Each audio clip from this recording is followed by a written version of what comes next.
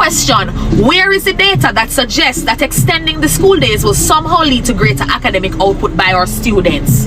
Because I don't see that research anywhere. In fact, the data is the complete opposite, suggesting that the longer we force children to stay on task and to stay focused, the greater the diminishing returns.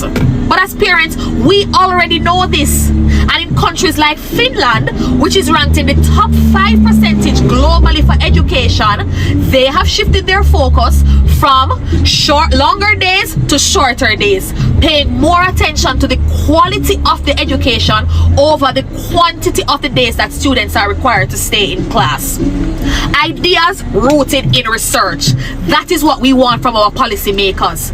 And for the teachers, am I to understand that you're expected now to work from 7:30 a.m. in the morning all the way down to 7 p.m. at night? Because we know a teacher's job does not end when the school day ends.